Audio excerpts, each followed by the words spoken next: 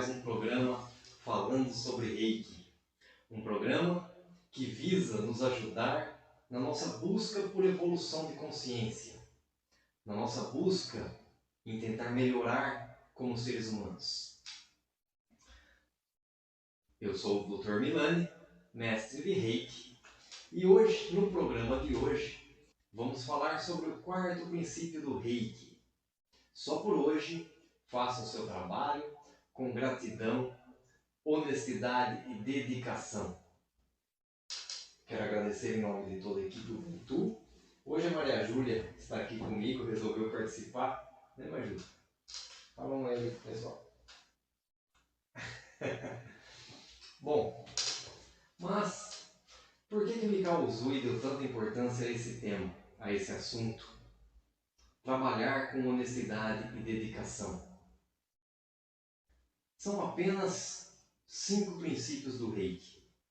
Por que entre tantos assuntos que Mikao Usui poderia abordar para nos ajudar a melhorar como pessoas, a melhorar a nossa vida, por que o trabalho com a honestidade e dedicação entrou para os princípios? Por que entre tantos assuntos, esses foram os 5 princípios que Mikao Usui escolheu como os principais para melhorar a nossa vida, para transformar a nossa vida de maneira positiva? Nos vídeos anteriores, nós falamos já sobre os 3 primeiros princípios. Não sentir raiva, não se preocupar e expressar a nossa gratidão. E já ficou claro aqui para todo mundo o porquê de buscarmos incorporar esses princípios na nossa vida e como isso pode fazer a diferença positivamente na nossa vida. Hoje chegou o momento de falarmos sobre esse quarto princípio. Kyoda-kyo-a, Gyoho Hajime. Traduzindo, só por hoje, faça o seu trabalho com dedicação e honestidade. E apesar de não ser a tradução mais literal, já vi vários mestres colocando o amor ao trabalho nessa tradução. Só por hoje, faça o seu trabalho com amor, dedicação e honestidade. O que para mim faz todo sentido. Afinal, se você ama o que você faz, se você ama o seu trabalho, exercê-lo com dedicação e honestidade se torna natural, não é mesmo? Mas vamos entender a importância de seguir esse princípio. Trabalhar com dedicação e honestidade. O trabalho é a atividade comportamental do ser humano em que interagimos com o mundo utilizando a unidade corpo e mente simultaneamente. Ao trabalharmos com dedicação, com amor, estamos expressando a natureza divina do ser humano, utilizando o corpo e mente em harmonia. Através do tempo e espaço, o trabalho realiza e dignifica, dando vida, ocupação e plenitude ao ser humano. Através do trabalho, tudo que vemos ao nosso redor foi realizado. Foi graças ao trabalho dedicado de um número incontável de seres humanos que vemos tudo que temos ao nosso redor hoje em dia. É graças ao trabalho de pessoas dedicadas que vivemos hoje em um mundo moderno, com tecnologias, cheio de facilidades, itens de conforto. Pessoas que se dedicaram ao seu trabalho e que, sem dúvida alguma, foram recompensadas proporcionalmente ao valor positivo que geraram no mundo. É graças ao trabalho dedicado de todas essas pessoas que hoje temos tudo que nós temos ao nosso redor. Bom, e vamos relembrar um pouco sobre a história do trabalho e como o trabalho chegou até aqui. O trabalho até hoje é considerado como algo negativo pela maior parte da sociedade, mas esse conceito vem mudando bastante no decorrer da história. Mas nos primórdios da civilização, no início da vida humana em sociedade, o trabalho era considerado algo extremamente negativo, muito pior do que é ainda hoje. Vejamos, por exemplo, a origem da palavra trabalho. Trabalho vem do latim tripalium, que significa três madeiras. Tripalium era um instrumento de tortura utilizado na antiguidade, em que cruzavam três madeiras para pendurar as pessoas que iam receber a tortura. A palavra serviço também não é muito diferente. Serviço vem de servitium, que significa servidão, escravidão, de servos, escravo. Ou seja, a origem da palavra trabalho denota algo completamente negativo, né? Trabalho remetia a algo muito ruim. E isso vem se transformando no decorrer da história. Apesar que até hoje nós ainda temos, na maioria das pessoas, uma conotação negativa para o trabalho. Ou não chamaríamos de happy hour o horário que saímos do trabalho, não é mesmo? Mas vamos olhar para todas as transformações que o conceito de trabalho vem tendo desde a antiguidade. De uma origem que era relacionada à tortura, na Idade Média, o trabalho passou a ter o conceito de algo que era exercido com determinado fim, uma atividade laboral feita com determinado intuito. Mas nessa época, o trabalho ainda estava relacionado a algum tipo de restrição de liberdade. Era algo feito apenas por escravos, servos ou artesãos, pessoas da sociedade que no fundo sustentavam a aristocracia, os patrícios, aqueles que não trabalhavam. Por volta do Renascimento, mais ou menos em meados do século XIV, o trabalho teve uma nova ressignificação. E é dessa época que o conceito se tornou um pouco mais parecido com o que entendemos como sendo o trabalho hoje em dia. Foi aí que o trabalho passou a ser considerado como algo bom. É dessa época que passou a ser mais aceito a ideia de que o trabalho dignifica o homem. Já o conceito de trabalhar em algo que nos faça feliz, de amar o trabalho, de buscar trabalhar em algo que nos realize, esse conceito eu já diria que ele é tão recente, tão novo, quanto a minha geração. Hoje, principalmente entre os mais novos, é normal que busquem trabalhar em algo que lhes façam felizes, que amem. Mas, no entanto, se você for perguntar aos seus pais, ou até aos seus avós, principalmente aos seus avós, se eles eram felizes no trabalho, muitos vão até estranhar a pergunta. Para eles, trabalho e felicidade eram coisas distintas. Trabalho era apenas algo que você era obrigado a fazer para sustentar a sua família. E felicidade, algo a ser buscado com a sua família ou fora do trabalho. Pois é. Mas, apesar desse conceito estar sendo compreendido só agora, estar sendo melhor aceito e divulgado só de umas décadas para cá, ser feliz no trabalho, buscar fazer o trabalho com amor, com dedicação e com honestidade, é um conceito que já vem sendo ensinado desde os primórdios da humanidade, por todos os grandes sábios que já estiveram aqui entre nós. Inclusive, todos os grandes avatares que já estiveram aqui encarnados, os seres iluminados, até aqueles que fundaram as religiões, todos nos falaram sobre esse assunto. Buda, Jesus Cristo, Maomé, Confúcio, Zoroastro, todos falavam sobre esse assunto. E quando a gente vai pesquisar sobre o que eles diziam sobre isso, a gente percebe que eles concordavam sobre esse assunto. As falas entram em harmonia. Vamos ver alguns exemplos. Zoroastro, por exemplo, também conhecido como Zaratustra, um persa fundador do zoroastrismo, uma antiga religião, a primeira religião monoteísta da história da humanidade. Ele dizia o seguinte: aquele que lavra a terra com dedicação tem mais mérito religioso do que se fizesse 1000 orações sem nada fazer. Percebe a importância que ele dava ao trabalho dedicado? Vamos ver outro grande sábio da história, Confúcio, que foi um filósofo chinês, um grande pensador que influenciou toda a cultura chinesa, responsável pelo surgimento do confucionismo, uma filosofia de vida baseada na generosidade, no benfeitorismo. Confúcio dizia o seguinte: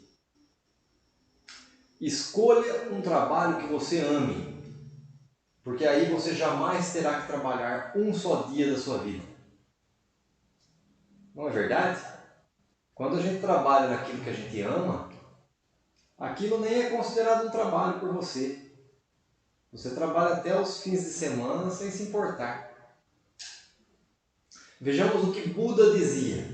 Siddhartha Gautama, fundador do budismo, uma das maiores religiões da humanidade, que alguns nem consideram religião, mas mais uma filosofia de vida que busca o caminho do meio.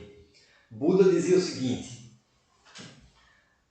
a sua tarefa é descobrir qual é o seu trabalho e então, de todo o coração, dedicar-se a ele. Percebe que Buda usou a palavra descobrir. Não basta trabalhar em qualquer coisa que sirva para sustentar a sua família. Nós devemos descobrir aquilo que nos faz feliz, para exercermos com gratidão. Quanto a Jesus Cristo, as passagens bíblicas que falam a respeito do trabalho com dedicação, com honestidade, são inúmeras. Eu poderia ficar horas aqui falando sobre versículos da Bíblia. Vamos ver alguns. Em Coríntios 16:14, todas as vossas coisas sejam feitas com amor. Outro exemplo que temos na Bíblia está em Colossenses 3, 22 a 24. Tudo o que fizerem, façam de todo o coração, como se fosse para o Senhor e não para os homens. Ou seja, trabalhe como se Deus fosse o seu patrão.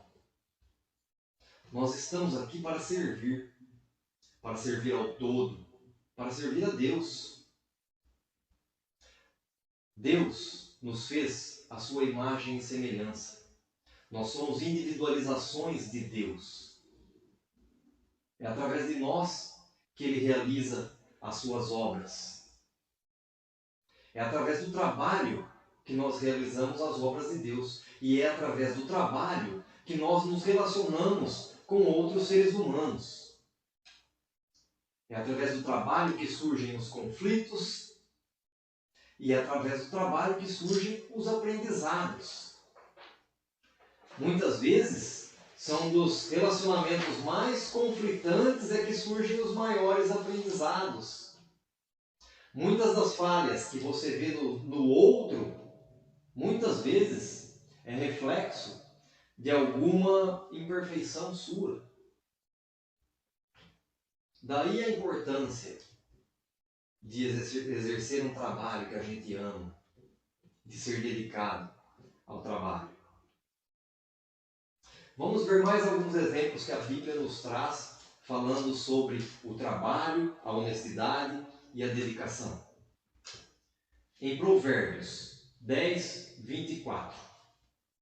As mãos preguiçosas empobrecem o homem, porém, as mãos diligentes lhes trazem riquezas. Não permita que a preguiça lhe atrapalhe de realizar um trabalho produtivo. A preguiça é o maior inimigo do progresso. A definição de preguiça é aversão ou pouca disposição ao trabalho. Ou seja, vencer a preguiça é a principal meta que alguém deve buscar para conseguir ser dono do próprio destino. Sem deixar a preguiça de lado, nós não conseguimos incorporar esse quarto princípio do Reiki. O preguiçoso sempre deixa para amanhã aquilo que não vai fazer nunca na vida. A procrastinação é o ato de deixarmos para depois as coisas, de ficar adiando. É o que chamamos de empurrar com a barriga. Isso é o que chamamos de procrastinação, que sempre nos impede de realizar feitos grandiosos. O preguiçoso é sempre um procrastinador em ação. A preguiça e a procrastinação andam de mãos dadas. Existe uma fala de Benjamin Franklin a respeito da preguiça que eu gosto muito e que cabe aqui nesse contexto. A preguiça anda tão devagar que a miséria facilmente a alcança. Ou seja, se você não quer ser pego pela miséria, é melhor deixar a preguiça de lado. Mas e quanto à honestidade? Porque o princípio não fala apenas de trabalhar e de ser dedicado. Ele também nos fala da importância de ser honestos no trabalho. Vamos entender. Eu já falei em alguns outros vídeos aqui sobre as leis universais. Eu gosto muito de trazer as leis universais para o contexto do Reiki, porque as leis universais são o que ditam o funcionamento do universo. Já entendemos que tudo no universo é energia, e as leis universais nos ensinam como funcionam essas energias. E tem duas leis que se relacionam muito e que cabe eu voltar a falar sobre elas para explicar aqui sobre a importância de ser honestos no trabalho. A primeira delas é a lei da causa e efeito. A lei da causa e efeito nos diz que toda causa tem uma consequência. Não existe efeito sem causa e não existe causa sem efeito. Tudo o que eu faço tem alguma consequência no universo. E não são só as ações. É tudo o que eu faço, mas é também tudo o que eu falo e vai além. Tudo o que eu penso e tudo o que eu sinto. Tudo isso tem um impacto no universo e tem uma consequência condizente com a ação. Já a lei da compensação nos diz que somos compensados por tudo que realizamos de maneira condizente com o que realizamos. Se juntarmos essas duas leis, qual é a conclusão mais óbvia? É um ensinamento muito conhecido do Mestre Jesus. Nós colhemos o que plantamos. A cada um é dado conforme as suas obras. Nós é que escolhemos as sementes, mas os frutos que vamos saborear, nós não temos escolhas. É na hora de plantar a semente que nós fazemos as escolhas. Todo pensamento, todo sentimento, toda ação é uma semente que eu estou plantando na minha vida e que eu obrigatoriamente vou precisar colher e saborear em algum momento. Não tem como escapar disso. São as leis de Deus, são as leis universais. É como o universo funciona. Para o universo não existem injustiças, não existem vítimas. Tudo tem uma causa, tudo tem um porquê. Ninguém colhe o fruto plantado por outro ser humano. Se você está saboreando um fruto amargo, não se ache vítima. Não se coloque na posição de vítima, senão vai continuar saboreando frutos amargos. Procure entender qual foi a semente que você plantou que te obrigou a saborear aquele fruto amargo. Estamos constantemente escolhendo as sementes que plantamos nas nossas vidas. Mas a nossa tendência, quando saboreamos um fruto amargo, é não tentar enxergar que semente gerou aquele fruto. É tentar pôr a responsabilidade em um outro ser humano, ou em uma situação, ou no governo, ou na política, ou na economia. Daí a importância de sermos honestos no trabalho. A desonestidade cria discórdia, cria inimizades, cria ódio, cria guerras. Até nos mandamentos está explícito a importância de sermos honestos. Não roubar, não levantar falso testemunho. O fruto do roubo é sempre colocado em um balde sem fundo. A honestidade é a primeira virtude que devemos buscar para nos aproximarmos do mundo angelical. É só com a honestidade que conseguimos ser plenamente felizes.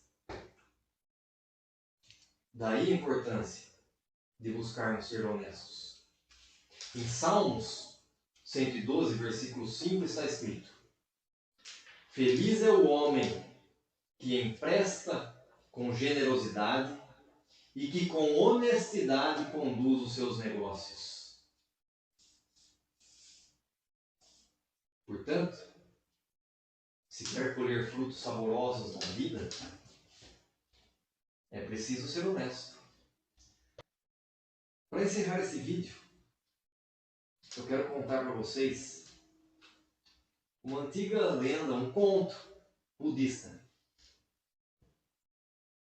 Segundo a lenda, cerca de 250 anos antes de Cristo, viveu um príncipe no norte da China que estava prestes a ser coroado imperador. Mas segundo as leis da época, o príncipe precisaria se casar para se tornar imperador. Mas o príncipe não tinha nenhuma pretendente em vista. E o príncipe tinha fama de ser alguém muito honesto. E decidiu propor uma disputa entre as moças da corte ou as moças da região a que se achasse digna de tão auspiciosa proposta.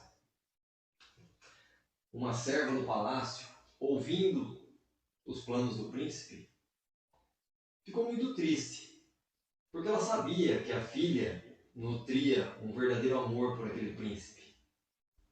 E sabia que, sendo pobre, a filha não teria chance naquela disputa.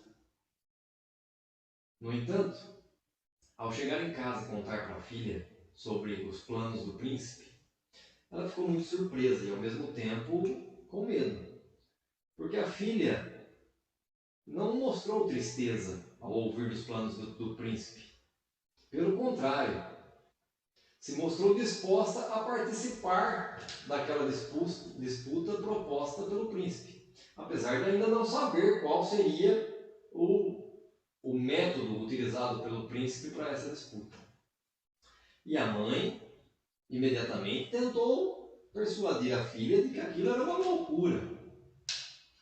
Falou: minha filha, você está aí mostrando alegria, mas eu sei que no fundo você deve estar muito triste, mas não transforme essa tristeza em uma loucura.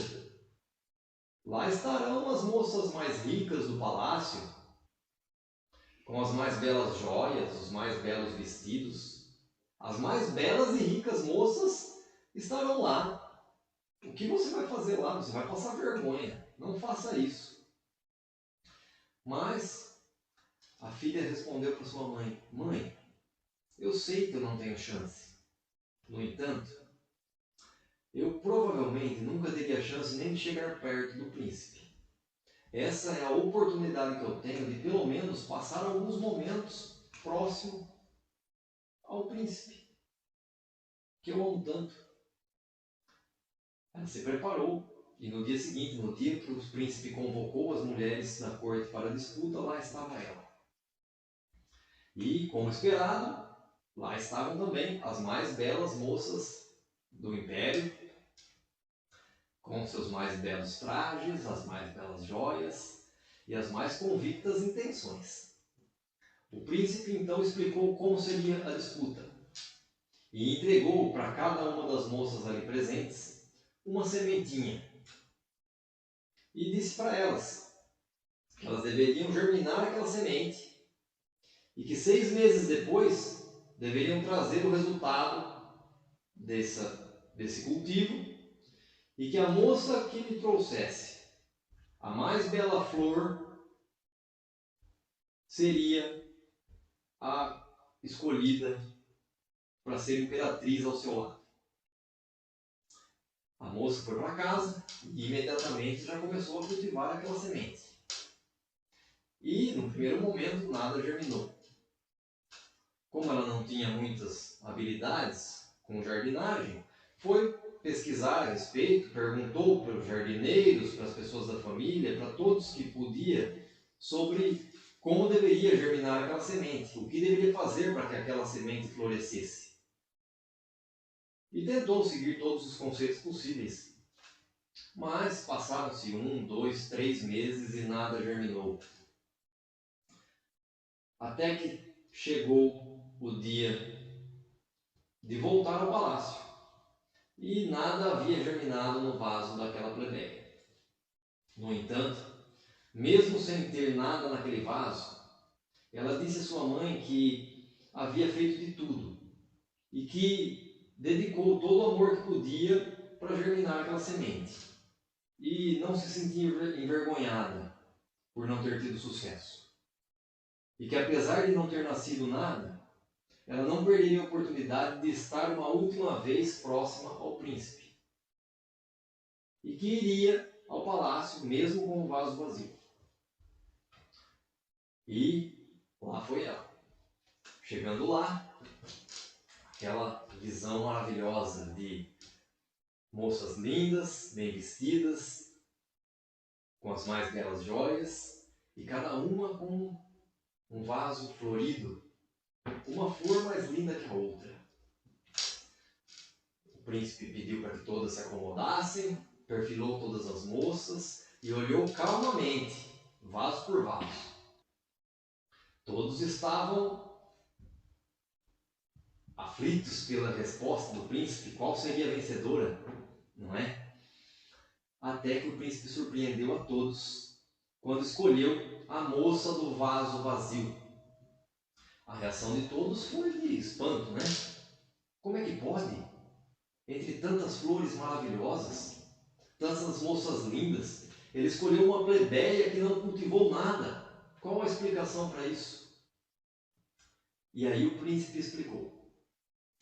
A única moça que cultivou a flor digna da posição que eu propus é essa plebeia, que cultivou a flor da honestidade. Entreguei para cada uma das moças aqui uma semente estéril e nada deveria ter nascido.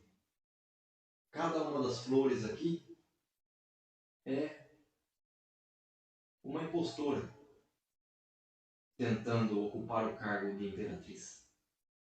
Mas para tão auspicioso cargo, a flor que eu esperava seria a flor da honestidade. Aqui está a minha futura imperatriz. Tente levar para a sua vida os ensinamentos desse conto. Mesmo que o seu trabalho dedicado e honesto pareça que não estejam gerando os frutos que você espera, continue trabalhando com amor e com honestidade, porque os frutos uma hora vêm. Sempre há uma recompensa para o trabalho honesto e dedicado. Quero agradecer a todos por mais essa live, por terem estado aqui comigo mais uma vez. Na próxima live nós vamos falar sobre o 5º princípio do Reiki, nosso último princípio, que é só por hoje, seja gentil com todos os seres. Foi um prazer estar com todos vocês. Temos alguma pergunta, alguma coisa? Não? Elogios. Então tá ótimo. Gratidão a todos. Conto com vocês na nossa próxima live. Namastê.